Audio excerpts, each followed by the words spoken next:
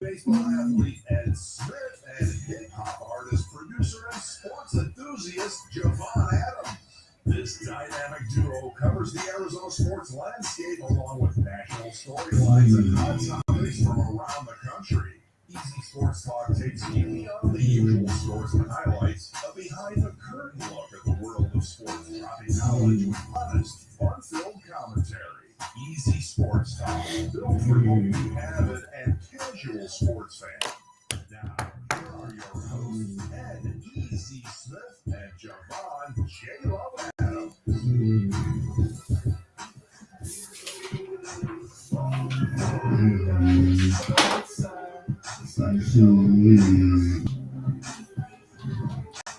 You're live. And welcome to the Easy Sports Talk Show. Yeah, man. First show of 2022. Big cars.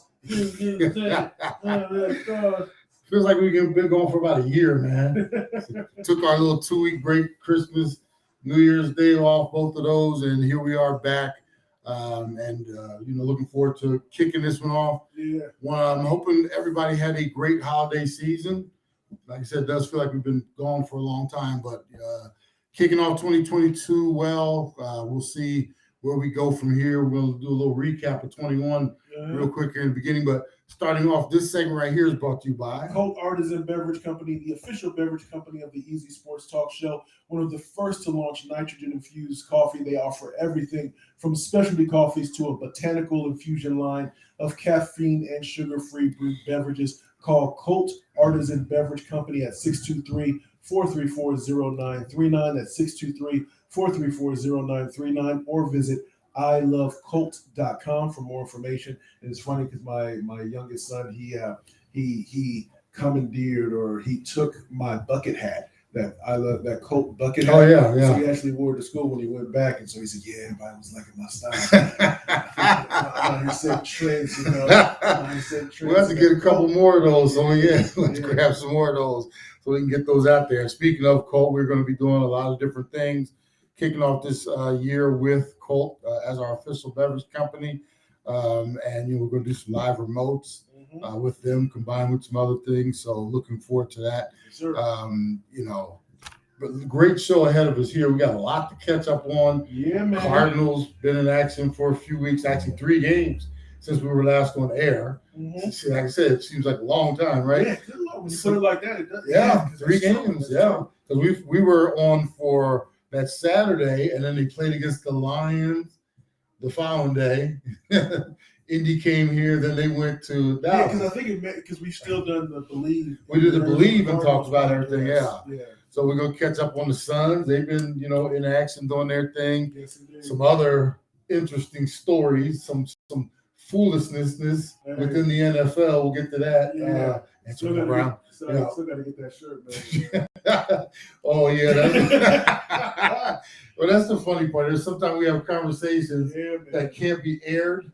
But yeah, I think I'll I need to find somebody that'll put that shirt and see me walking around. I'll get the right little asterisks and hashtags. We'll have to, if you do that, we'll have to unveil that, and we'll have to wear those shirts on the show, because I think that is a great thing. You know what it reminds me? Remember when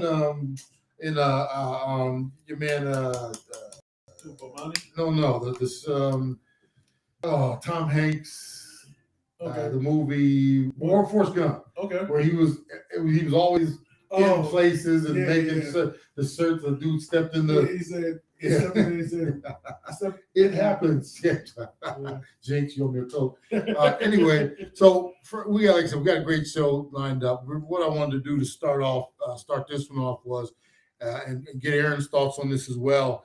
Kind of this, because we talked a little bit about sports to finish off the last show, recapping the year. But I just want to get a thought from both you and Aaron on what 2021 was like for us personally and professionally. If you want me to start off, I will, and I'll jump to you, Jay, and I'll go to Aaron. Okay. For me, like COVID, for instance, I thought by this time, at the end of 21, after, we went through COVID at the start of, end of 2019, spilled into 2020, was it? No, it was the other way around.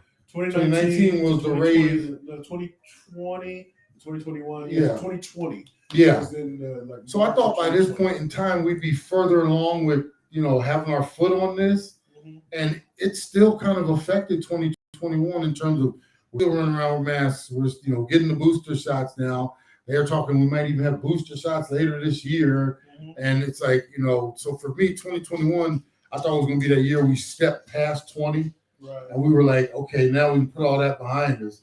And for me, 2021 was just another form of 2020. It was like, ugh. Yeah. I think for me, 2021, it was. I think it was hoping that as you went through 2020, you tried to work on your mind, your mindset, your ability to appreciate what you have. And so 2021, even when as things started to kind of get a little bit better, and then we kind of had a 3 steps forward and then 2 steps back, so to speak, that I was still kind of encouraged. I started to be able to look and be grateful for the things that I had. We were able to go back out in 2021 for a remote or two. So that was cool. We may not go out full force, or we might be a little bit more selective on what we decide to do as a show. But yeah, I mean, it was from a personal standpoint, my son being able to go physically back in person to school. Both of my son that's at Norfolk State, there was a semester where he was on campus doing everything virtually. And so this past semester, he was able to go physically to class, and now how that just helped his mental state. So it's trying to navigate these things as best possible. So it's still up in the air, but I was a little bit more encouraged just by some of the changes in mindset. And for you, Aaron, being the younger demographic, obviously you probably get out a little more than Jay and myself. How was 2021 for you and your family? Yeah, I mean, 2021 overall for me personally, I felt was really good. It started off very stressful, just a lot of personal stuff going on. But I think toward the end of the year, me and my girlfriend moved into a new house. It was a Congratulations. school year for me, and it improved throughout the semester. So my year definitely had an upswing toward the fall and the winter, which was good. Okay. So that personally for me, I felt that it was a pretty positive year. And for you, Jay, you called me. We had a conversation. And that's the thing I love. Even when we're not doing the show, we always stay in touch on daily basis. And like resolution wise, is there anything that personally or professionally you're like 2022? This is. Because I'm not one of those dudes that puts a list together. Yeah. But for instance, I know one of the things I want to do is get better physically, so I can hang out more with Quentin and do more physical things with him. Meaning, maybe go to the park, throw the ball. Do this, do that, take the drones out, do some different things. I want to be able to get these legs back so I can regain that connection, because we have the mental. It's just that right now, physically, for the last 8-10 months, I've been, hobbling around, and there's certain things I can't do. That's one of the things that I want to concentrate on this year to make sure that we're getting out and doing more things together physically. Yeah, for me, I think one of the things that you probably started to realize this is some of the conversations that we would have. I started to become a little bit slightly more philosophical, or just kind of inward with some things. And so what I mean is this: my goals, I think you should write them down though, because you write them down, you look at them, you figure out how I'm going to get there. You look at them, and it's a matter of kind of not I might or I'm going to try. I will. If you get it or not, whatever, but I will let your mind work on that. So that's one of the things that one of my goals is to become more kind of in tune with that, and understanding I control what happens instead of letting things happen to me. I mean, because when you break it down, it's another conversation for another time. But the point is, so I want to sign up for 8 races this year. Didn't sign up for any last year, so I've already signed up for 1, so I got 7 more to go. So I want to run 1,200 miles this year. When I looked at what I did last year, and I'll be honest, I ran like 500 miles last year, which is terrible when you break down what that is for me. I'm going to be able to do that. And then I got goals for the show in terms of what we want to do and how I want to be a better partner in what we're doing to elevate this. So 2 minutes, too. Yeah, so that's where I'm at. Okay. How about you, Aaron? Any 2022 goals ahead, or? I don't usually do New Year's resolutions. I found that just like in the past, I don't hang on to my resolutions as long as I usually do just with normal goals. I don't know why I do that. But for me personally, I started my, I guess my resolutions somewhere around December, which is just to live a healthier lifestyle, be more conscious of the food I eat. I took a nutrition class in when I was in community college last semester. So I got really into nutrition, and so yeah, I guess my goal was to just really be conscious of the food I'm eating and what's in it and everything like that, and then the normal healthy lifestyle stuff that usually happens around this time for people. Real quick, Jay, you and I should start hanging out with Aaron more because he's living that life, man. Yeah, I like where you're going with taking classes and things like that, Aaron. That is really cool, especially from someone as young as you are. But I'm gonna say this, and Aaron, you probably can agree with this though. Think about, and I've had this happen. Think about if you go to some insert the name of any fast food place and you get something there, and then you feel bogged down, right? But if you prepare your stuff at home, or you maybe make better choices when you're going down certain aisles, right? And then you eat that, you consume that stuff, and your energy level is fine, and you don't feel bogged down, and all that stuff happens. All you got to do is try to make those conscious. You have to make sometimes they're the tough, easy choices to eat better as opposed to something that's just so quick. But yeah, I would imagine that you probably found that when you were taking that nutrition class. Totally, yeah. Just that decision to eat at home and to make something a little nutritious than going out to eat, which might be the easy route or the quicker route. I've noticed so far, even in just the month that I've become more conscious of it, has just your style of living and just your overall happiness, I guess, improves in just like an increment. But overall, it's a benefit for sure. It's a compound effect, man. Compound effects. Well, let's do this. We're gonna take this break in a minute, but yeah, as far as the show goes, Jay, we're gonna be careful in terms of getting back out there. Obviously, with Omicron, or you call Omari. Omarion. That's out there. We have some things we're gonna be doing. We're gonna be careful. But we're gonna get back out, and hopefully we're gonna get past all this. But we have goals that we have set for this show, and I appreciate you being my best partner in the world. And we're gonna take this thing, keep moving. And a quick shout out, my brother Paul just sent me funny little thing about resolutions. I'll show it to you. That was funny, Paul. Don't wait until the new year to start a resolution to change your life. You can change your life any day. And also, we're going to take this break, come back. Hope you're having a great start to the year. First weekend for us. Easy Sports Talk Show, KDUS 1060 AM, as well as KSLX HD Channel 21.7. Be back after these messages, folks. Really appreciate you hanging out with us. Yes, sir. Clear. This is what Paul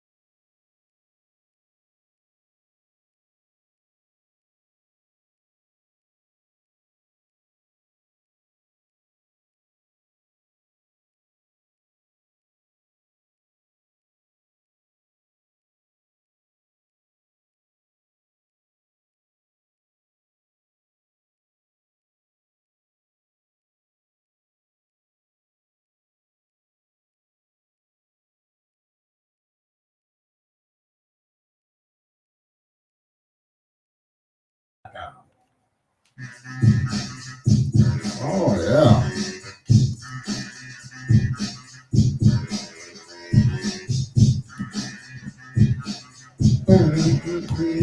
You're live. Yeah. And welcome back to the Easy Sports Talk Show. That's some good stuff right there, man. Let me clear my throat. Hey, this segment, hey, before we get started, if you want to give us a call on the Easy Sports Talk hotline, reach out to us at 602-260-1060. Aaron's behind the glass waiting on your call. If you want to tweet at us, hit us up at the Easy Sports Talk, at Ed Smith Speaks, and Javon Love, and that's Love with an L-U-V. So this segment right here is brought to you by Milano Music, family owned and operated for over 75 years, over 50,000 square foot showroom and repair facility, 18 instrument rental depots across the valley.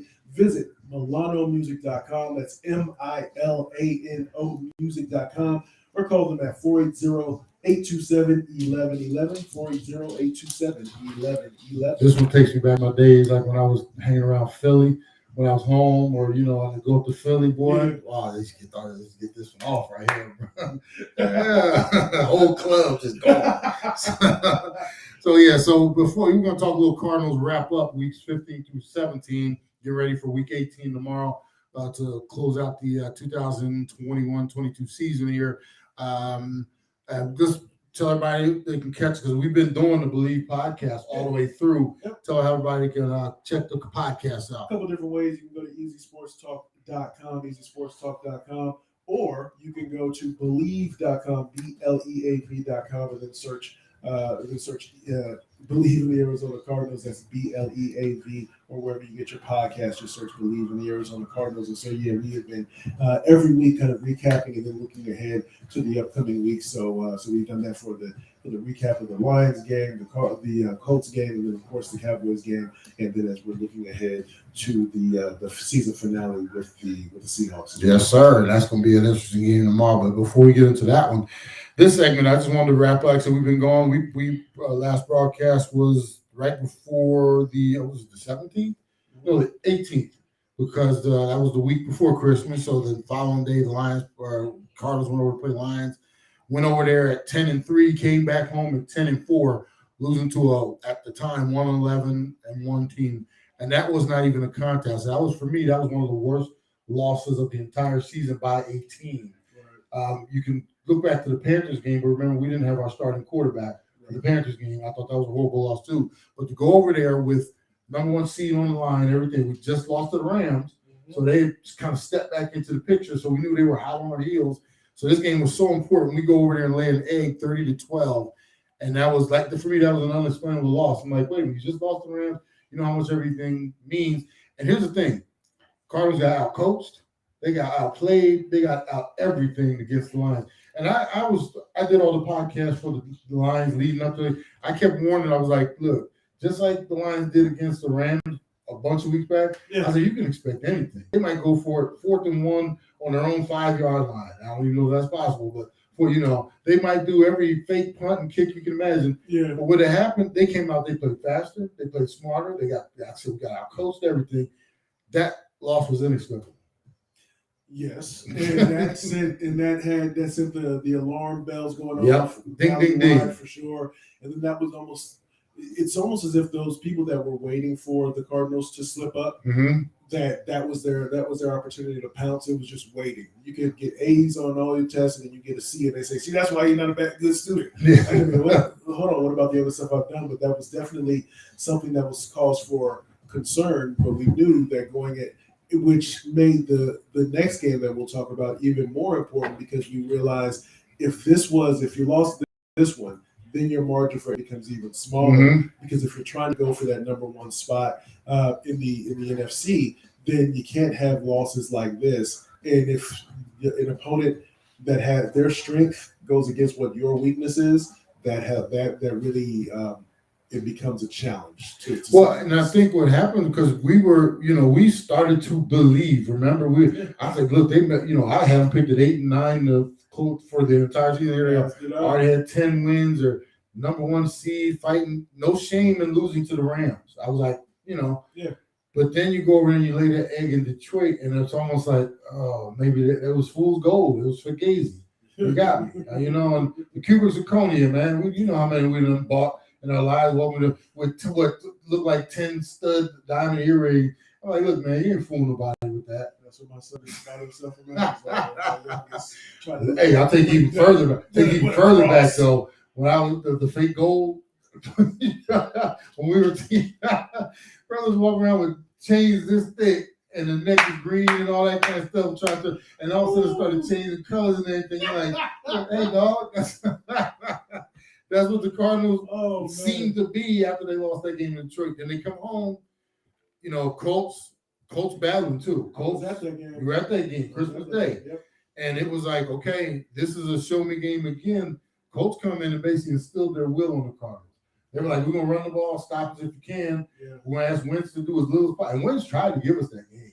He did. And the defense, it was one of those things where the defense just couldn't get off the field on third down. Yeah. But also, I was really impressed by Buda Baker. But it made me think about it. I think we mentioned this in the upcoming episode, in that following episode of the Believe in the Arizona Cardinals podcast, that oftentimes when you look at the stats and the breakdown of tackles and things like that, there's nothing wrong with having one guy stand out from the rest, but how maybe some others didn't step up. And I think that was the game in which David Collins didn't even see a snap, if I'm not mistaken. Yeah. One of the things that it just came to mind that the Colts didn't have a huge running attack. There were a couple of big run plays, and all you have to do is have the threat of the run to be able to give you opportunities, the play action opportunities that came about for Wentz, even though there were times where it looks like he was trying to give. Indianapolis got just enough, but the thing is, they didn't give up on it. That was their identity. Right. They continued to run the ball, and like you said, they popped a few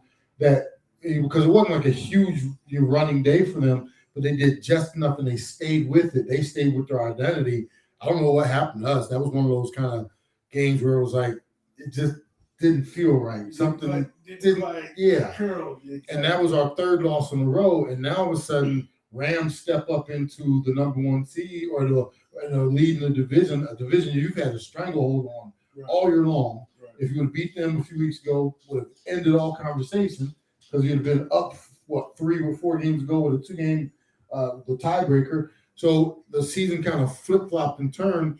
And then, our next game up, we go to Dallas, and both of us, I didn't think that they were going to come out of that game with a victory.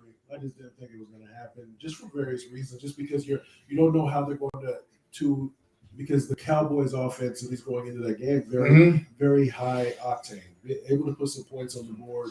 And not that you were concerned about the running game per se, because 2 minutes. I guess Ezekiel. I mean, they're hit or miss right now. He's still not. Yeah.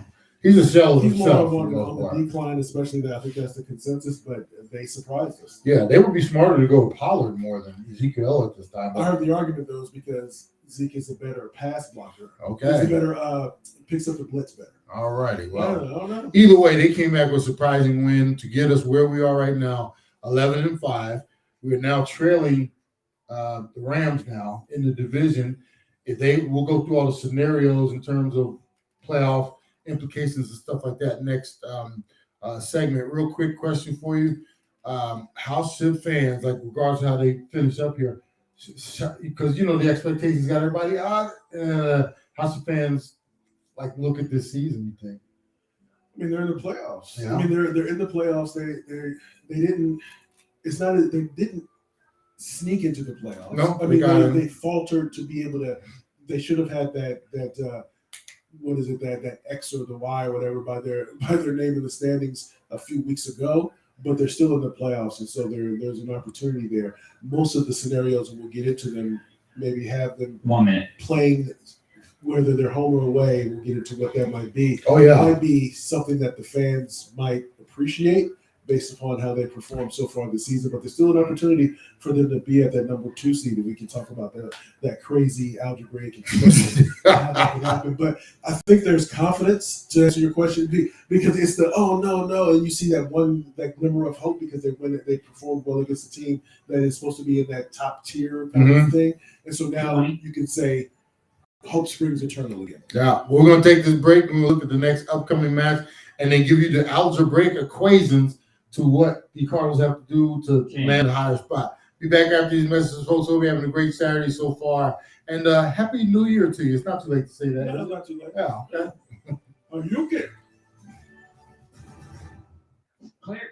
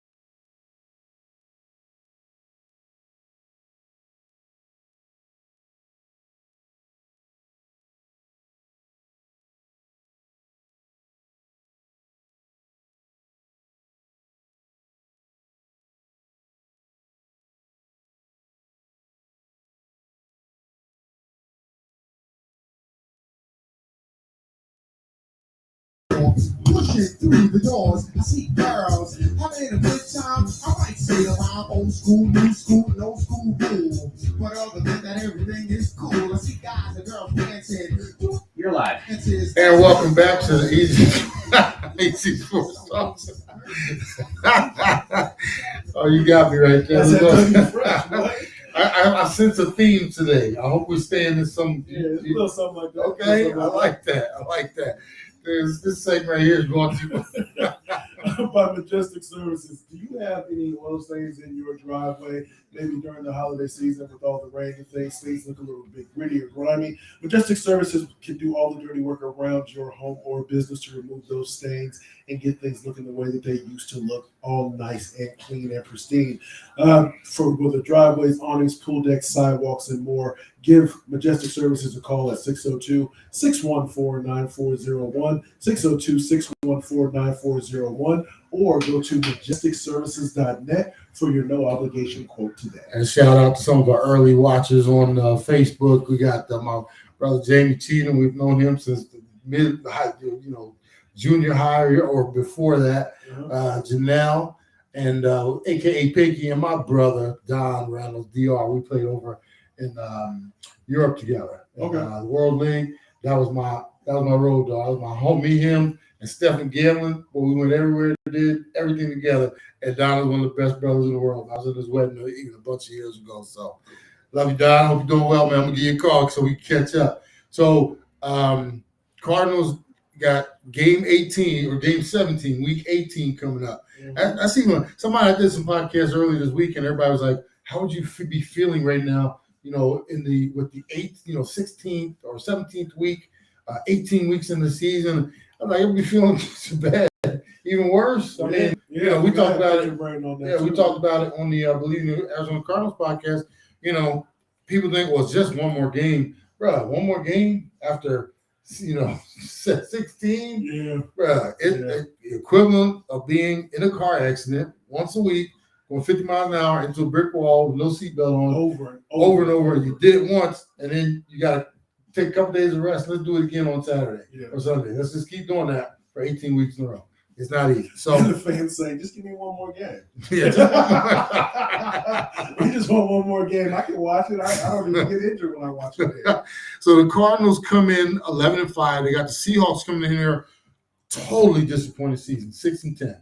Yes. I mean, when we thought this out at the beginning of the year, we thought no worse than probably second or third for the Seahawks squeak into the playoffs like they always do. Yeah, we thought that they would be down, but not down. Got this down. As so the youth say, down bad. Down bad. So they got nothing to play for coming in here. We're going to talk about that in a little bit.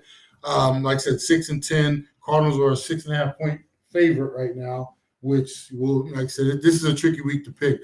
But right now, what's at stake for the Cardinals? The Cardinals are in the 5th position. So we've locked in playoffs. You ready? I'm going to test you on this after we're done. Woo! No cheats, okay? No cheats. Oh, So the Cardinals are locked in at the 5 seed right now. Yep. If they win against the Seahawks, but the Rams win against the 49ers, we still stay in the 5th spot. So there's no improvement. So we got to get the Rams to lose. Otherwise, we're going to stay where we're at. No change. If the Cardinals – you also need Tampa Bay to win. No, we'll get to that one in a minute. Okay. Yeah. But if the Cardinals lose, Rams lose, we stay in the same spot regardless anyway, okay? Right. If the Cardinals beat the Seahawks and the 49ers beat the Rams, the Cardinals would then jump all the way up to a 3 seed and win the NFC West. Right. And then they'd have a home game in the playoffs, right? Mm-hmm. If the Cardinals beat the Seahawks, the Rams lose to the 49ers, and the Panthers beat the Buccaneers, the Cardinals could move all the way up to the 2nd seed. And then the only time they would have to go on the road is to play the Green Bay. But if Green Bay lost, we would then secure home field for whatever length of the playoffs were left. Yeah. So what they did, and you and I talked about this the other day, or at least those 3 games we talked about, Cardinals, Seahawks, Rams, 49ers, and then they put the Panthers, Tampa Bay game all in the late window. Now, normally, That's smart. It is smart. That's smart to do. Because now all 3 teams playing at the same time, nobody can scoreboard-wise. So you got to go out. Somebody's going to go watch another team. They got there'll be a spotter. They got the intern. Spotter. You go ahead and watch. And the reason that makes it that much tougher is because now, Cardinals, you have to make a decision. You've got everything and nothing to play for at the same time. It's crazy. So you go out and you have to make a decision. We're going to go play our starters. We're going for this win. You risk injury. You risk that. Meanwhile, you can go out there and just punch the Seahawks in the nose, bloody battle and all that kind of stuff. You still end up in the same spot. Or you go out and you say, well, we're just going to take it easy. It really doesn't mean anything. And then you look up, Tampa's losing and the Rams are losing too. And it's too late. You can't turn the car's already, you don't have enough gas to get to the, to the party. Right. So it becomes one of those things. And then the thing with you might have a question on this or two about this, but think about this. Like I said, Seattle, this is week 17 for them. They got absolutely nothing to play for. Right. For what reason do they have to come over here and give you their best shot? Or it's the last game of the season. What would make them happier than to come over here and punch you in the mouth and destroy any chance that you have of being in the division and moving up or anything like that? Right. So what do you expect from the Seahawks? Oh gosh, So it's tough, isn't it? It is tough. It's tough to. I would expect the Seahawks to come in and play. I think if you look at it on a scale of 0 to 100, so one being that nobody on that team is going to give an effort, I think that there'll probably be at least 70 to 75% of that team that will want to give their maximum effort, because what is it, your word is your bond, so to speak, right? So I'm gonna go out there and play. And this tape is going to be my resume, to whether if I'm going on to another team or if I get cut or whatever it is, and so to show that I can play. But then you have that other percentage, and you hope that in that 25%, it's not somebody that's a really important player on the team, like a quarterback or a wide receiver or a lineman that says, "Man, go ahead, man. This game, I have no interest in this game," because they are.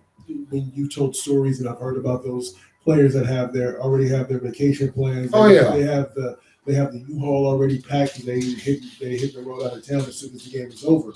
But I think that they'll give an effort for at least the first half, and then after that, depending on where it is, that'll determine whether or not they play hard enough. I'll set the scenario for you as far as the dynamics of the team. They have nothing to play for. 6-10. There's no way they get into the playoffs. You got guys that are going to be fighting for some incentives because there are contract incentives. That's part of that. So that's part. So there's some dudes that are like, look, I need 3 more catches. I need a certain amount of snaps. And that dude's coming in saying, we got to do this as a team. Yeah. As a team. Get me the ball. I'll tell you as a team. In my brother's rookie year in New Orleans, I can't remember who his quarterback was, but in his rookie year in New Orleans, he got to the very last game and had some incentives in that first year. And he had not told his quarterback, and one of his wide receivers went to him and told him, Irv needs like 3 or 4 catches. And they were like, why didn't you tell me? So they actually hooked. I mean, it was like 3-yard dumps and stuff like that to get him his bonus, to reach his incentives. That's cool. And there are dudes, like I said, whether it's a certain amount of snaps. Because it's not your money. It's the organization that paid that money. You better get that. If I can help you, if I can help you get yours, that's what. Yeah. But then there are some dudes, Jay, that are like, look, I do not want to have, I'm hurt, banged up as it is. I ain't trying to have no surgery or hurt something in the last week of the season and then spend my off season having to have a surgery and then rehab. Bruh, I'm making business decisions all the way through this one, meaning, right. If I got to go lay wood on this one, I might take a dive on this one or whatever. So there are dudes out there that are not, like I said, fully invested in this game. It's, I'm looking at Pete Carroll as a coach that he's got a lot on the line here, I think, Hopefully the team, like, we're not giving up on him or anything like that. But, and then Russell Wilson, does he even want to be here? Or is he going to go out and, I don't know. You've been in markets enough, and we're in media here. I'm just curious. So again, we're talking about that. This can be also when we talk about local media. They make some of these stories up, right? I mean, because again, some of these stories that we see, it's almost that. What if Pete doesn't want to be here? Have you heard that he doesn't want to be here? I mean, no. But what if he doesn't want to be here?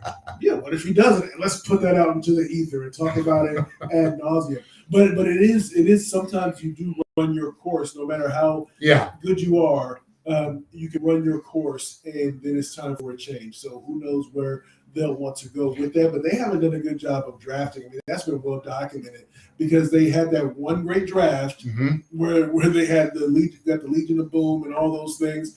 And then after that, it's been really hit and miss and more miss. You want to know why? Pete Carroll took too much of the responsibility of trying to continue to build the roster. He tried to do what the Rams did, but made foolish choices. He gave away too much to get too little in instances, meaning you tossed all your draft picks away, bring a safety in here from New York, from the Jets. Right. You get rid of this, get that. And he kept trying to rebuild, but he was rebuilding with used parts. Whereas the Rams went out and they spent, but they got some good stuff. Yeah, maybe McVay was looking at what he did and the mistakes that because the Rams have done that. I'll do it differently and upgrade. Yeah, the Rams have done the same thing. They just did it smarter. And now Peter's sitting out there with no draft picks, a defense as old as Methuselah, and you got Russell out there running for his life because he has no offensive line. And now, how do you fix this? And that might be the problem. They might need to have somebody come in and tell Pete Carroll what he needs to do. Well, I digress. I would want to I would tell when I would tell y'all what to do all this time. Now I'm supposed to acquiesce. So when we come back, we're going to dig deeper into this game and make our picks. And like I said, this is a tricky game to pick. We also have some other amazing news to share at the end of the next segment. So hope you're having a great weekend so far. Appreciate you hanging out. Easy and Jay, KDUS 1060 AM, KSLX, AC Channel 100.7, Facebook, Ustream. Be back after this. You can. Stay tuned for this news, folks. It's huge. Yes. Clear. Hey, Phoenix, I'm bringing the best sports talk weekdays.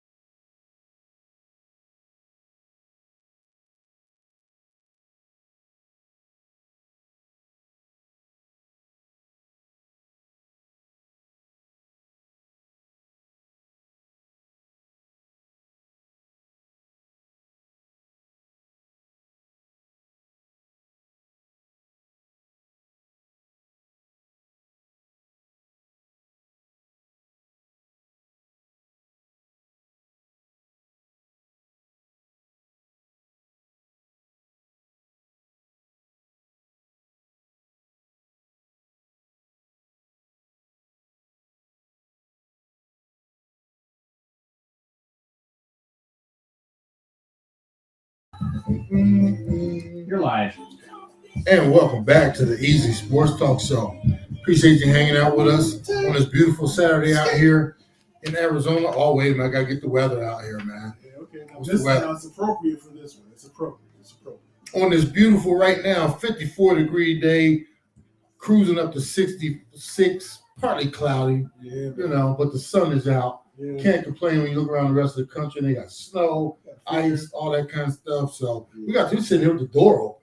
Yeah. Got the door open, just hanging out. So, like I said, appreciate you hanging out with us, whether you're watching us on Facebook, on our restream, listening to us on 1060 AM or KSLX AC Channel 200.7. We do appreciate you. This segment right here is brought to you by KSRNAZ.com. Casual Sports Radio Network is your destination for the latest updates and in-depth coverage of your Arizona sports teams, including all things Arizona Cardinals for the Bird Gang fan base. Visit KSRNAZ.com for feature articles, great podcasts such as the Repurposing of the Easy Sports Talk Show and the Believe in the Arizona Cardinals podcast, and music programming such as Microphone Masters, Disposable Arts, and more. And before we get to our picks and kind of what we think or how we might see this game going against Seattle, quick question for you, Aaron.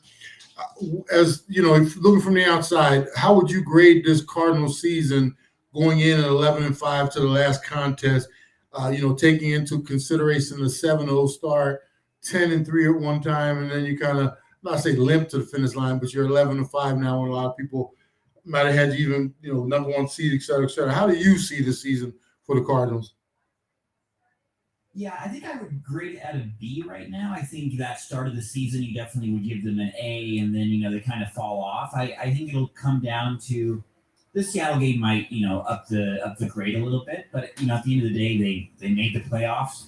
That's, I think, if you'd have told any fan that they were going to make the playoffs this year, they would have been happy. Yeah. I think that early in the season success kind of maybe hyped a lot of people up for, that they're just going to be a Super Bowl team, which isn't always the case. So I think I would give them a B right now. Obviously, what they do in the postseason can change that, and what they do in this final week. And for you, Jay, how big a disappointment, we're already in the playoffs, but say something happens where our opponent could be in the first round, could be a return back over to Dallas, and say we go over there and we falter first round. How disappointing could that be for the fan base?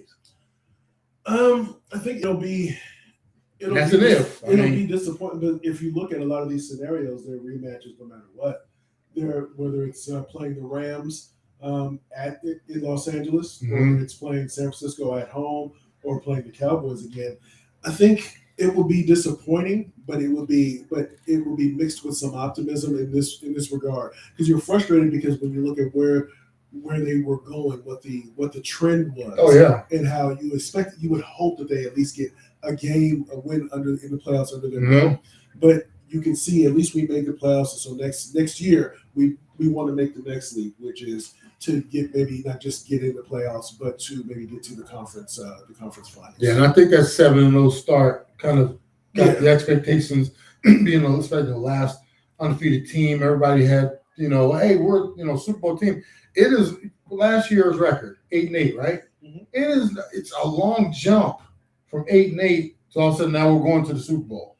That is a huge jump. The thing that gets you is that Adrian Peterson effect, where Adrian Peterson, he messed up his ACL, and then he came back and seemed like 3 weeks later ready to run again and get 2,000 yards. And so people say, well, if he can do it, why can't you do it? When you have some of these teams that go from worst to first, that have these miraculous runs in the playoffs, and this has happened, especially in the last 20 years, it's happened more frequently, often enough to where fans start to hold on to that as a hope. I always say crawl, walk, run. Yeah, we're in that run stage now, or walk stage now. In the playoffs, this will be, in my opinion, a successful season, regardless of how it turns out. I know it might be disappointing if at the end we're not holding the trophy, because a lot of people think we should be holding that trophy. I do not think this is a hold that trophy team. Brother, I will say this though, that way of thinking, I agree with that, but I think we may need to pivot our way of looking at it, because with salary cap era, and you have a shorter window when you have your quarterback, if you feel that you found that quarterback that you drafted, and you have that 4-year window, so that crawl, walk, run, we're going to crawl, walk in the first year. You're trying to run. So it's those that timetable shortens as a result of that, because you're going to have to pay that quarterback ungodly amounts of money. Yeah. So in this game, because we got some exciting news we have to share here in a minute, let's pick this game real quick, and also tell me if you're Kingsbury, how do you approach this game? Man, this is, you don't know what they're coming with. You don't know what your end reward is. How do you approach this game for Kingsbury? Guns a-blazing, or are we sitting behind the protected wall just shooting around the corner because we don't want to get hurt? I told you not to use it. I think that you want to treat it, if you're the coaching staff, you want to treat it as if it was a playoff game, if that's possible. But even though he's never been to the playoffs, but you want to treat it with a level of importance. So the way in which you call the plays, no matter who's in there, you want to treat it as if it is a game of high importance. So whether or not, because I think we have what Rondell Moore is going to be out, Edmonds is going to be out. If it was the playoffs, maybe they would be able to play. Yeah. I'm just saying. So they're I think they're taking a mixed approach, which I think is good because you don't want to risk. It's mixing sports, so to speak. That college football approach where there was that bowl game where one of those high prospects ended up messing up his knee because he was playing in an almost meaningless game of sorts. So there are implications for this game, but you don't want to go all out and risk hurting somebody when you're going to be in the playoffs. That brings up a very interesting point. Right now, you do that every now and then. I applaud that too. Right, right now, your boy up in Green Bay, Rodgers, is going to be sitting with his feet up all week, ain't playing nothing, ain't doing nothing. I have a sneaky suspicion because remember during the preseason, it was almost beneath Kyler Murray to play, in his opinion, right? I'm just saying. So we're going into this game. It's my birthday. I'm just saying he's going into this game and he's thinking, well, we're fifth, we're already in the playoffs. Why am I even going out here to play? I bet that might be in the back of his mind. Right.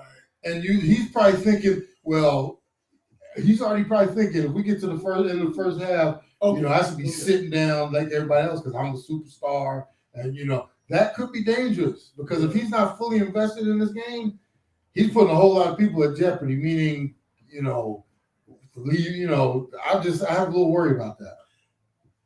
That's going to be interesting to see. I hope not because he has caught some friendly fire, so to speak, from the local media about sometimes how he approaches games and his ability to be a good teammate for what it appears to be on the outside of the game. So hopefully he doesn't take that stance. We'll see. Yeah. So give me a score. What do you got? Who's winning this game? What did I think I said on maybe a 24-10 type of game, maybe for 24-17. Yeah, I'm thinking we're going to see a lot of Geno Smith after probably the first quarter or at the most the first half. Russell's going to go take a seat and relax to finish out the season. We'll get a lot of Geno Smith. Okay. And I think this is one of those 28-17, 16 games, Cardinals. And then we'll have to see what happens in San Fran with the Rams. Man, we are talking about a playoff game. Yeah. We're going to be talking about a playoff next game week. Man. We get an extended week. Ever since I joined, maybe you the curse because they hadn't made it for a few years. And now maybe I was the curse. I don't know. I might have been the curse. Oh, Lord. So back in the playoffs. So we'll both got Seahawks winning this game. Got to give you guys some exciting news, though. I'm Cardinals. That's what I meant, yeah. I believe in them all. I wish I had set Aaron up with a drum roll for this one because this is like really important news right here. It was the Cardinals let everybody know that they have taken and pretty much activated J.J. Watt from the IR. He's eligible to return, so he's now able to practice within the next 21 days. Yeah. They can put him on the active roster. And I just remember weeks ago, I was like, I know when he's coming back. He's going to get back. He's going to have a cape on. And when he comes out the tunnel next week, whoever we're playing, wherever we're playing, it's going to be like the J.J. Watt show. I'm waiting for it. And if I'm a teammate, I'm like, okay, man, quiet down a little bit. We've been out here butchered and brutalized all year. Now you want to come out and he'll get all the attention and all that kind of stuff. But I want to let everybody know that JJ is on the way. And he will be here to save us.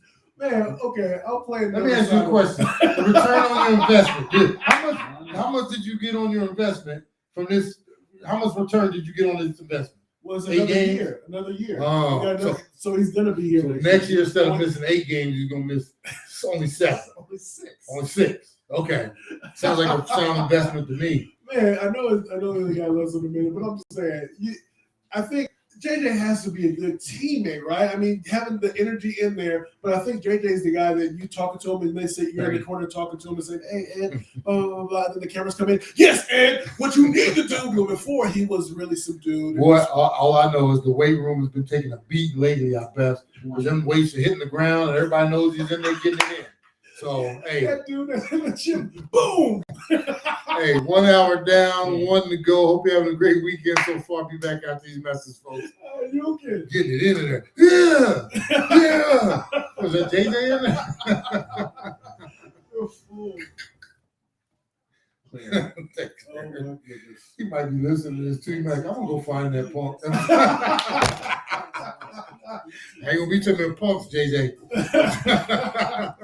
Oh, my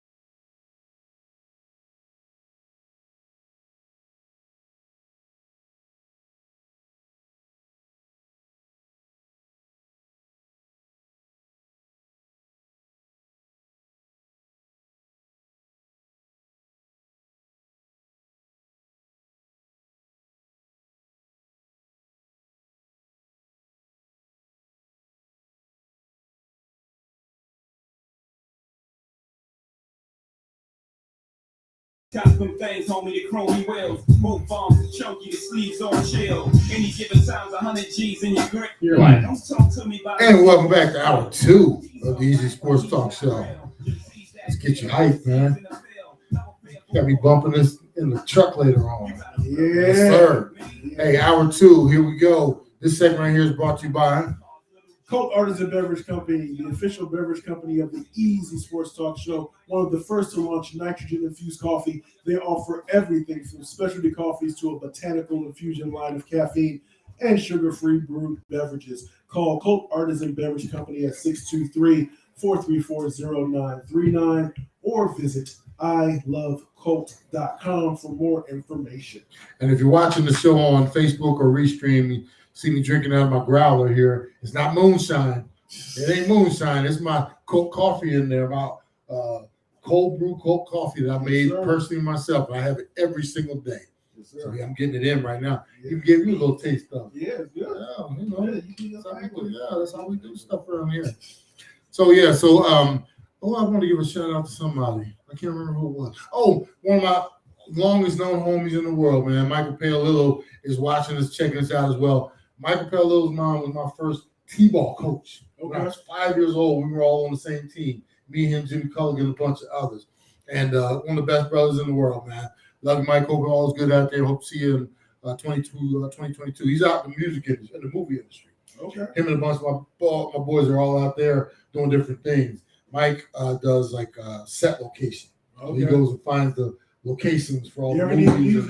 You ever need music for some of them movies, man? Let me know, man. I got you. But one of my other homies, Ronnie Schmidt, he's big, man. He's got Emmys, Oscars, all this kind of stuff, right?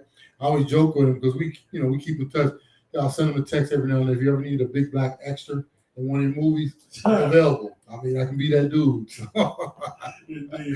So let's talk a little Suns. We got Suns sitting at 30-8 right now, currently first, back up in first in the West, one game ahead of Golden State.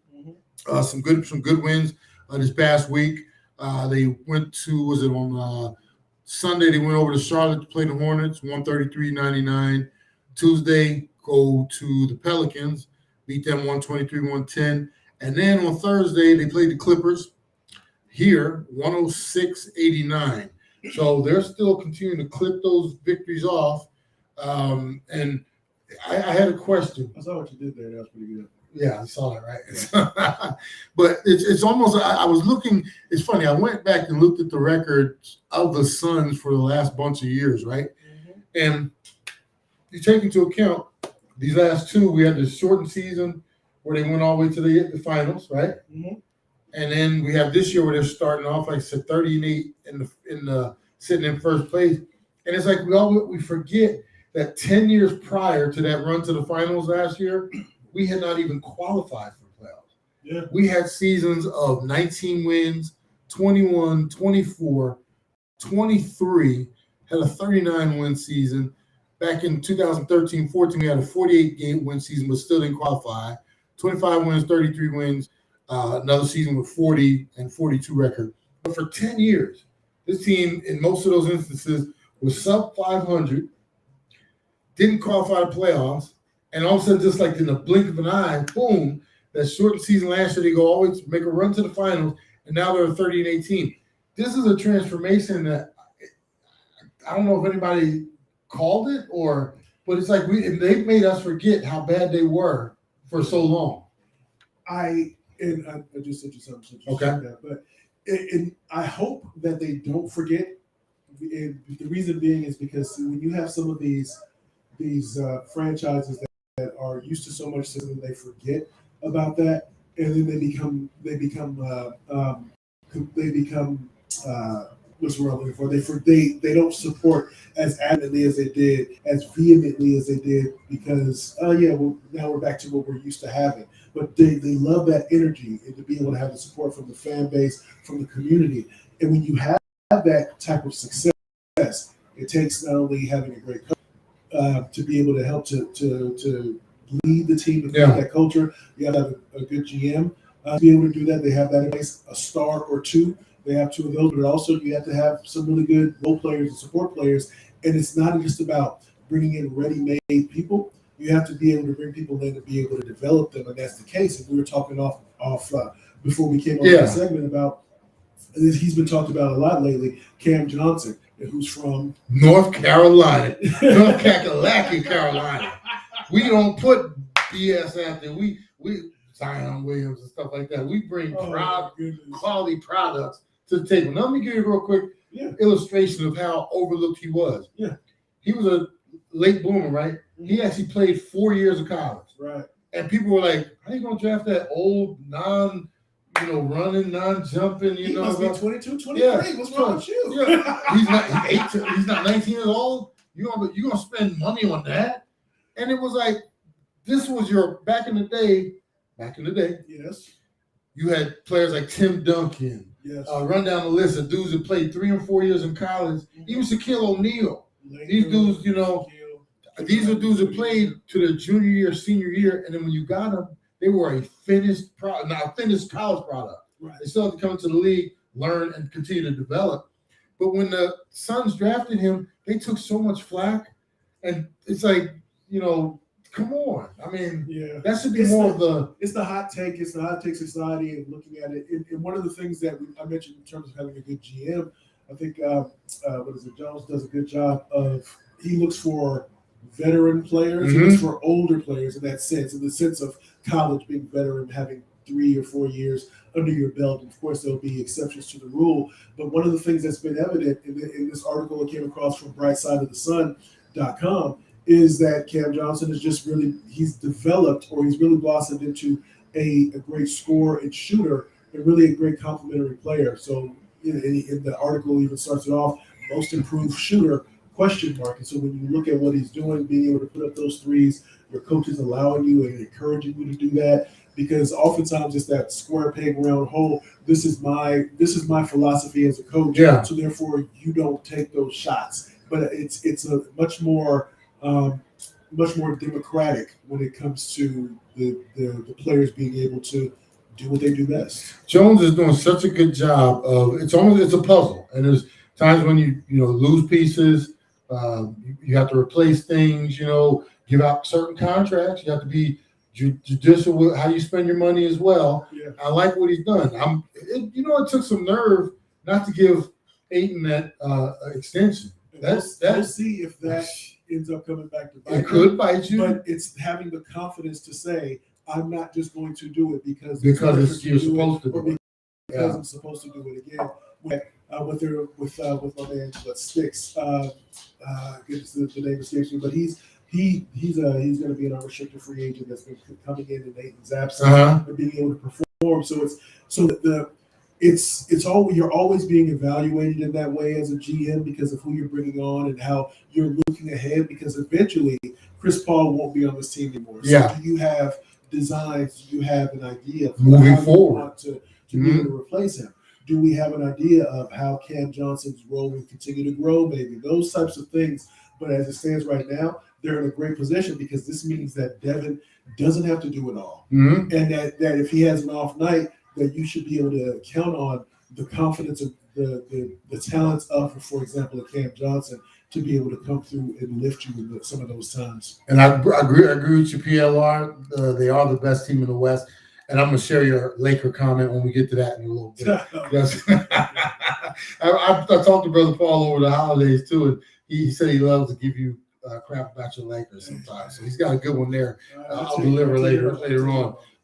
But, yeah, I'm really impressed with this team. And, sir, you and I know you've been to a game or so.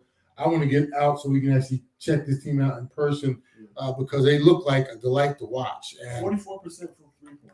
Man, I'm telling you, Cam is really impressive. And then got to give a shout out to Chris Paul becoming the first player in NBA history to record over 20,000 points and 10,000 assists.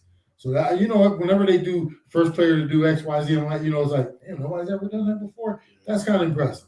That's pretty impressive. Yeah. That means you're dishing it and shooting it. Yeah. And like I said, he's not the biggest dude in the world, but he gets it done. But the Suns are continuing to win even despite having some players out, and that's a sign of a good team. That's a sign of being able to knowing that you have at least the talent. It doesn't mean that if you had those players out for a long time, that you'd be able to sustain that. But at least in the short term, it was good because over the break while we were going, it was good to see Booker get over that hamstring, and they got him right back in the rotation, and everything looks good from here. A lot of times they get somebody back in too early and they're not quite ready, and either another injury happens or something like that. But it seems like they took the proper time, got that thing healed. He's in there, and it doesn't look like anything that can linger. So I like that. Yep.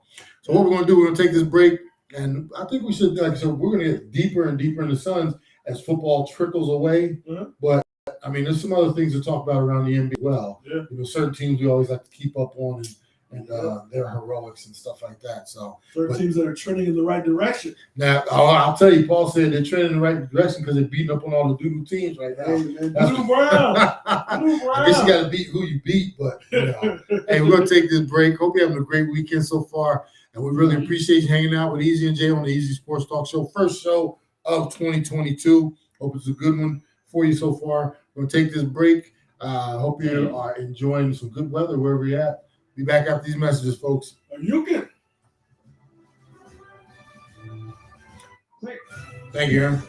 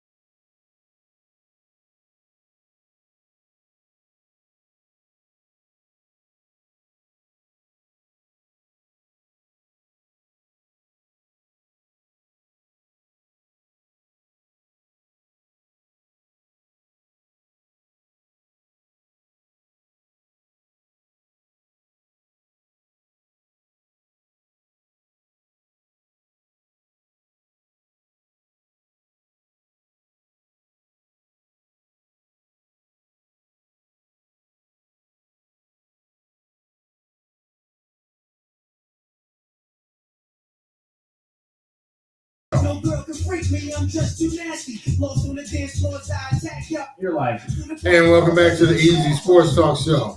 I like the diversity of music you have going on today. Yes, sir. Some good stuff, man. This segment right here is brought to you by E3 Cryo. E3 Cryo and Wellness Center is a health optimization clinic specializing in cutting-edge therapies for pain and inflammation, performance and recovery, as well as in anti-aging and aesthetics. Services include cryotherapy, weight loss, bioidentical hormones, and peptide therapy. For more information, visit e3cryo.com. That's E3cryo.com. Call them at 602-899-2796 or stop by the Phoenix location at 13615 North 35th Avenue. That's suite number 2 in Phoenix. Again, that's 602-899-2796. And you know I got my cryo in this week. I got my cryo in on Tuesday. Then I did my compression therapy. I was going to send the pictures out showing what I've got going on. And just to let everybody know, give you a heads up, on February 5th, Saturday, February 5th, we're going to be doing a live remote from E3 Cryo. So we're going to be promoting that. We want you to come out, give Cryo a chance. I mean, if you've got body issues, pain and stuff like that you're dealing with, you might need some pep to your metabolism. Mm-hmm. They've got shots for different things like that, B12, this and that. They've got light therapy, the Saluma light therapy. They have so much to offer. And like I said, it's all about wellness. Yes, sir. So we're going to have, like I said, we're going to have the remote. We're going to try to get some of my NFL brethren out. So we're going to be doing a lot over the next few weeks to promote that. Yes, sir. And then, Jay, you are getting into cryo. Yeah, I'm down. You might even do it before the remote. Yeah, the next, we can figure out a day where we meet over there. I'm telling you, I've been getting it in, man. Run or something like Well, that. tell everybody what you said about my movements here lately. Yeah, I mentioned to you. I said you've been getting around better. I can tell because one of the things in terms of as we the first leading up to the surgery, and then of course afterwards, as you start the rehabilitation process, moving slow, and you can tell when you're in pain. And so sometimes when you would say, I'm gonna go get my own coffee out the refrigerator, and it would take you a while to get there and back, and that's just the way it goes. But I noticed that in between races, there and back. Oh, you back already? Oh, look at you! Not being around it and not victorious. It's all good. I told you I ain't winning any races anytime soon, but I'm at least getting around. And it's funny because some few short months ago, I was still on the cane and wearing my back brace. So I don't even wear that. So I'm progressing. A lot of it has to do with the therapy I've been doing at E3 and also the physical therapy I was doing. So like I said, we'll just continue to stay on the grind. So little combination of topics here this segment. Always like to follow, and I know our buddy Paul, you kind of comment your Lakers right now sitting at 21-19, 6th in the West, 10 games back. And once again, and I know sometimes your boy Anthony Davis went down back in December on the 18th or 19th with another knee injury, out 4 weeks. So I guess he'll be sometime close to getting back in the lineup over the next, they said they're going to reevaluate him in 4, which means he could be out another 2 to 4 after that. We don't know. Yeah. So LeBron has been carrying the load. They are 21-19. First question for you, and obviously they're in the West. It's going to be a dogfight. They're going to have to climb over a whole bunch of bodies even to get sniffed that 4 or 5 seed, if you ask me, or 3 seed. But how do you feel about the old LeBron carrying this heavy load? You think he can do this and then get to the playoffs and carry, or what? I think, can he do it? Yeah. I mean, can he do it? Yes. But will it be? The thing is, if you make up your mind to get through to the end of this, by the end he'll just be spent. So that will really have its effect on the next season if he continues to play the next season or whatever. But he will need, if he is the only one that is going to be trying to pull everybody through to the finish line, and that finish line being an NBA championship, we'll fall short. But we could get to and maybe get through a round or 2, depending on who you catch. Yeah. Because if you catch somebody like, for example, if we catch the Suns again, the Suns will lay waste to us. If we catch the Warriors, will lay waste. Yeah. If we catch maybe the Nuggets, you can beat them. The homie Jokic, he ain't fast. I mean, he can get around me, but I'm saying you can try to mitigate some of those things that go along with it. So it depends upon. We all know this, regardless of the sport, it depends on matchups. But I think LeBron will be able to at least get them through a round or 2. I don't see them. I'm looking at them, and I know even Paul says that they're in their easiest part of the schedule right now with a lot heavier competition to come. I looked at them. And the makeup of this team, you're talking about, and I joke about all the time about the geriatric, crew. I mean, these dudes are old, and just the grind of 82, and then then the second season starts. But now you got LeBron carrying out Westbrook. No, because again, Westbrook, he's gonna lose you more games than he wins, though. He'll shoot you out of some games because he just don't keep shooting. It don't matter. He comes with the same level of energy no matter what. And I think that I think it may be the ultimate undoing whether we have the opportunity to go to the second round or go to a conference finals, whatever that might be, whatever the ceiling is for this team, is that I think it was a miscalculation for him to say, I want Westbrook on my team because on paper it looks good. I want a dude that's always going to fight. You want a dude that's always going to shoot too? I was going to ask you, how frustrating has it, and we joked about it at the beginning of the year, there might be times when he's playing 1-on-5 ball because everybody else is just trying to get up the court. Yeah. He does look sometimes like he's on that, I don't know, it's almost like he's on turbo, and that's not always good. Right. And, and for LeBron, sometimes, I'm sure there's times, because you can see imagine the frustration you see. That's like a married couple you can see them bickering at the table. Yeah. Imagine what it looks like when they get in the car and go home and nobody's watching. So I would love to be a fly on the wall after some of those instances where, like, we see it on the TV. It's like, damn, you see what Westbrook just did? And you get into the locker room and LeBron probably is just like, dude, come on, what? I mean, I'm playing hard no matter what. You better ask somebody else about me. That's going to be that is what's going to ultimately happen. And maybe as they get back to close to full strength as possible, we'll see. But this is going to be a tough season. Here's another factor for the Lakers: the fact that Anthony Davis is always in and out. They're at some point you want to have your whole nucleus together so we can gel a little bit. Mhm. I don't know if that's possible with what they have. With Anthony Davis obviously always being in and out, it's just the older pieces. It's the defense. And I've heard this mentioned a few times.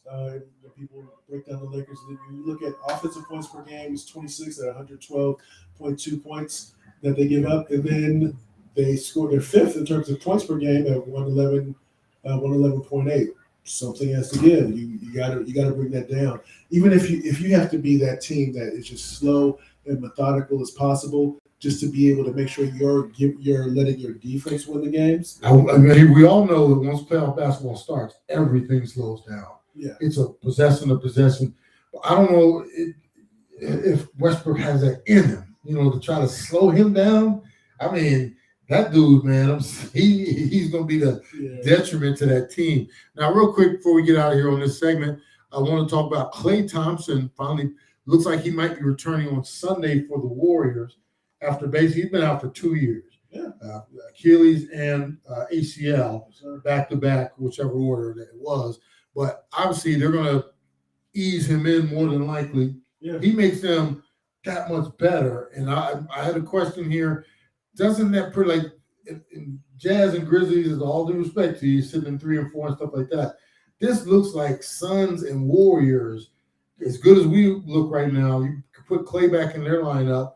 This looks like a battle that could. And have we already played them 3 times already for the season? I'll have to check the schedule because I think they played them twice already. I know they played them twice. You sure? The Warriors? Yeah. I thought it was 3 times already. You might be right. I'll check and see, But even if it's one more time they play them, you're talking about these two teams running through the West. This looks like a collision course for me as far as the two of them meeting in the Western Conference Finals. So that's the something. Warriors have won 2 out of the 3 matchups so far. Oh, thank you, Aaron. See, I thought they did play 3 times. So I mean, this is, like I said, it's gonna be a race. I think for these two teams. 2 minutes. And I mean, this could be a great season to watch. Hashtag on paper, this is a great addition for the Warriors, but hashtag in reality, it's going to take a little. It'll take a little time. Because I was talking to my son Kendrick yesterday. I said as soon as he'll probably go 1 for 11 his first game. He'll hit that first shot. There'll be so much adrenaline, and then all the rust. You got to remember too, though, he's been getting ready in the G League. It's not like he's just like in football when you get hurt, you rehab. Yeah. When they take you off IR, JJ Watt, you just come right back into game action. He's had no, what with Klay. That emotion getting into with your team. Oh yeah, no, I'm sure. But I say he's not coming in. Just like in baseball, when you get a rehab assignment, they send you down to the minors, and then you get your time back. It'll be, get his wind, Yeah. anxiety in terms of the shots and stuff like that. In the G League, they doing this. Here, play. Yeah, So he might be saying, touch right here. time. I'm right here. I'm right here. Yeah, they don't get it to Yeah. him. But, yeah. Like I said, this is shaping up to be a great finish to the season for Suns battling the Warriors all the way through. I think Lakers coming in a distance. That's like a horse race. Lakers coming down. We might not win a show, but we'll place. We'll place. How about The that? Lakers. You going to place?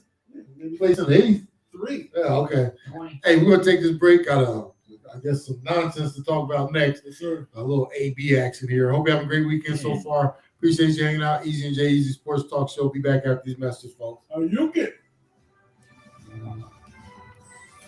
Clear. Thank you, Aaron. Yes, sir. Every Monday night, check out Ray Adams as he hosts the Monday Night Golf and Lifestyle Show from 6 to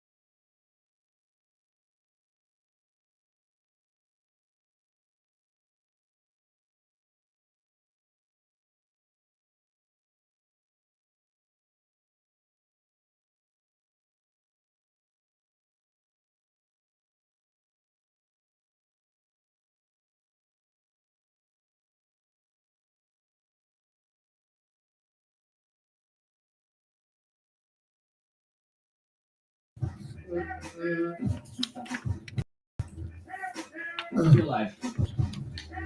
And welcome back to the Easy Sports Talk Show. Hope you are having a great weekend so far. You got to go back to okay.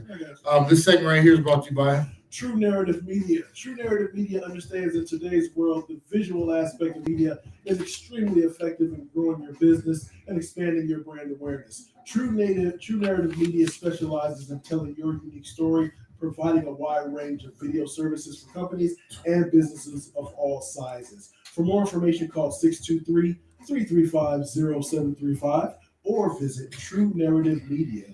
And I got to say, man, I enjoyed the 2 weeks we had off, Mm-hmm. especially because they were holiday weekends.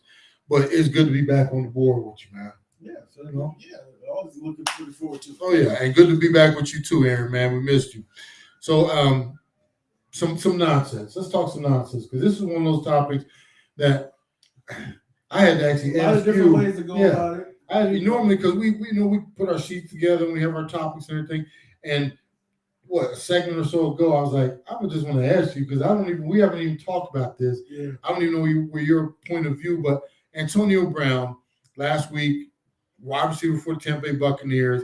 I'm watching that game because I'm going back and forth. I watch my football. I got the screens I going. still need to come on. Bro, you need to come over. I get it in. Yeah. So I got all the screens going. I happen to have that game up. Mm-hmm. And I'm watching Antonio Brown. Actually, because I didn't have the sound up at the time, he's doing his jumping jacks, running off the field across out the back of the end zone. I thought it was a pregame just shot they had of him because I didn't know what was going on at the time. Yeah, I thought it was a pregame. He was just out there finishing the warm-ups.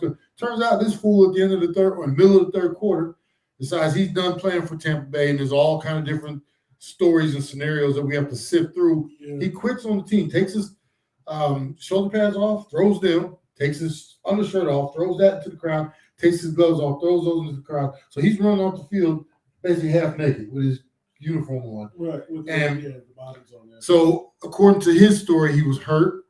They shot him up before the game. He told Arians that he couldn't and wouldn't go back on the field, and then Arians basically told him to get the hell out of there. So that's why he left. That was his story.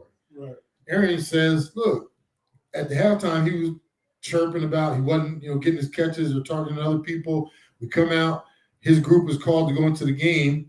He refuses twice, and he's like, I told him to get the hell, you're done. Get out of here. Not necessarily get out of here but, Brown took it to the next level. So who you believe is according, what are your thoughts? Because, I haven't totally, how do you perceive this? Well, my thoughts are about the aftermath more. That's where how you have to watch what you say around certain people. But it's difficult because I'm not the guy that believes that say somebody like Bruce Arians is, or a person in a leadership or management position is infallible or always has the best. Oh no, absolutely. Yeah. So that's why I try to have a little bit of a measured approach, but given Antonio Brown's track record, yes, it would lend you to believe that he is not telling the entire story. So it's like that the teacher just yelled at me and I got suspended. Why you suspend my son? Oh, your son didn't tell you that he threw something in the front of the classroom and it hit me in the head? Oh, no, he didn't say that. Yeah. So you yelled at him. Well, I did yell at him when it hit me in my head. So, yeah, I did yell. Oh, so it sounds like there's something that's being left out, and that is the thing, because if there's a trend here, and it's not just a one-off, there's a trend when multiple places that he's been where he's made decisions or said things that led to his ouster, that led to his removal. I don't like to take the visual. I don't want to take the visual too far, but he's talking about this ankle hurting to the point where he couldn't even couldn't continue to perform. He looked like he was bouncing pretty good as he's doing his jumping jack exit across the middle of the end zone while he's making his exit and everything. I'm like, he looked like he was getting it in. But and then like you say, track record. You look at how he exited Pittsburgh. Then he goes out to your Raiders and basically causes all kind of incidents out there. Here's the other thing too. He has turned on Tom Brady like you can't imagine. Basically calling him out as far as accusing him and his trainer of setting him up to get his money. And this is a dude. This is where I gotta jump in. Go ahead. Antonio Brown is the dude, and I know that you've had this happen when you were in the locker room. I've heard Kurt Warner say this, that when there were certain guys in there that you just didn't want to say around, you might say "woo" or blah blah blah, something just to say shut up. Whatever we was talking about before, don't talk about it around that dude. Yeah, right. That's Antonio Brown, because all conversations that you have with him, he's gonna, if he gets upset, he just putting everybody on blast. He got the automatic off safety, and he just spraying everybody with it. Whether it was Kraft, as you mentioned, where Brady's his boy, got him on the team, and you gonna say something? Not once but twice. Got him to New England. Man. He got tossed out of New England, and then Bates, he went to bat for him to get him to come to Tampa Bay and put the fool up in his house. Bro, I got the place for you to stay. We win a Super Bowl title, and then I fight for you to get. And then you know what? This is the part he did an interview. I think it was yesterday where he was clowning, talking about how Brady went to bat for Gronkowski to get his money, and then how come they put me on an incentive base? How come he didn't fight to get my money? You have been such a bad dude on your own. Decisions that you're not even in the same category. How can you compare yourself? This is what I'm talking about, where Brown he does not see the same things we see. Right. He's going to compare himself to Gronkowski. And I know Gronkowski used to be a part of the stuff. That dude comes to work. That dude comes to play. Have you heard anything about Gronkowski off the field? When he was in New England, like to have a good time. Arians gives him a little leeway. This dude is still performing. You never hear any problems from him. AB has had problems everywhere he's gone, and you're going to compare yourself. Well, look, Tom was fighting for his money. And he even made a comment that Brady's he might as well be the GM, and he can't get me my money, but he can get Gronkowski his money. I'm like, are you kidding me? Yeah, it's can't see the forest for the trees sometimes, and that is the biggest concern. Wonder what else is going to come out, because he was putting the Brady's trainer on blast. All these people is putting Brady on blast is the thing that seems the most egregious to me, because look what I've done, dog. And you gonna say that, and you're gonna bring me into your business when all I did was try to support you. I'm in the press conference saying, well, we just want to support him, and he's probably looking at that where we talk about with that offense with the certain conversations that we have with us, looking in the light is just flickering on and off. Don't say this about me. You gonna say this about me? Wait until you see what I do, and then you just let the blowtorch fly. That is, I wouldn't want him in my locker room for that reason, because what if I say something to you about the coach in confidence? Oh, remember, Jay, when you said about the coach, you don't like the coach either, so why are you tripping? Here's the text that I got to support it. Nah, man, you just made a comment. He let the fire go and everything. This dude, when he leaves, he's got grenades, bro. He's not leaving a fight. He's got grenades because he wants to blow it up in Pittsburgh, in LA with your Raiders, New England. How you want to talk about craft? I mean, regardless, I'm saying we know what the man did, but I mean, I gotta have at least a little respect for when. Who knows when I might need you again? That's a good man to have in your pocket. Yeah. So as a friend or something like that. Yeah. You burn that. And these owners talk. My next question to you is, and I asked you this during the break, either last one or one before, what GM, because people, my friend Richard and I, we were texting all through the week after all this happened. He was like, when they release him, I just hope ain't nobody stupid enough to pick him up on waivers, right? And I was thinking to myself, and I said to Richard, first thing AB did, he blew his own self up because he's talking about how bad the ankle was, and he had to get the painkillers and stuff like that. Okay, so your ankle's that bad. I'm not bringing you in even for a playoff run because you're probably going to be on the bench anyway because you can't play because your ankle, right? But now he's like, I'm coming back next year. So, and all F Tom, F him. What GM could go to his owner and say, hey, I'm thinking about bringing AB in? What kind of, I'll be like, I told you, if I was an owner, I'd be like, do you like your job? There's a shelf life. It makes me think of it. If hopefully you remember this player. It's a different sport, but you remember J.R. Ryder? Oh yeah. So there came up. He always was kind of. He was that dude that made your locker room interesting, and he was very fiery to be on the court. Mm-hmm. But there was a time where he became more of a liability than an asset. Yeah. And so if you brought him in, you knew that it was a ticking time bomb in terms of before he decided to go J.R. Ryder on you. And it's the same thing with Antonio Brown, because when he played they brought him on last season. They didn't bring him on in training camp. They brought him in a few weeks into the season. Yeah, and that was because Tom was fighting to get him in. So it's that shorter time frame in terms of when his shelf life is very short, very limited. So if you bring him into, let's say you brought him into a locker room of a young team, hey, you get what you get. You bring a locker room into a veteran squad. The veteran squad might say, we want it no matter what. We want to bring him in because he's talented. But do you really? Because again, when he leaves, it's a. When I talk about LeBron being Thanos James, when he leaves an organization, scorched earth. Scorched earth.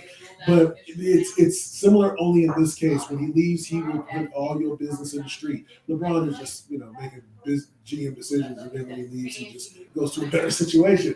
But you have to be careful with it with players. My question to you is: would you buy a microwave that you knew at any given time, whether you had it on or it was just up, you were upstairs and you didn't put the button or anything, it could explode? No. That's what he is. He's an appliance that at any given time, it could be, if it's plugged in, you could be asleep at 12 midnight and that thing's just going to blow. Yeah. He, for me, is so toxic. I could not bring him into my locker room knowing it's not if, it's when he's going to act a fool like this. I know we got just less than 1 30 minute. seconds, but here's what's the interesting thing is. This is what is to maybe be applauded by an organization like the Pittsburgh Steelers, because I doubt that all of a sudden after 3 or 4 or 5 or 6 years, Absolutely, he was acting that all of a sudden he just came in one day and said, "I'm going off the rails." Because I think going in, if I'm not mistaken, coming into the league, there were some question marks about his character.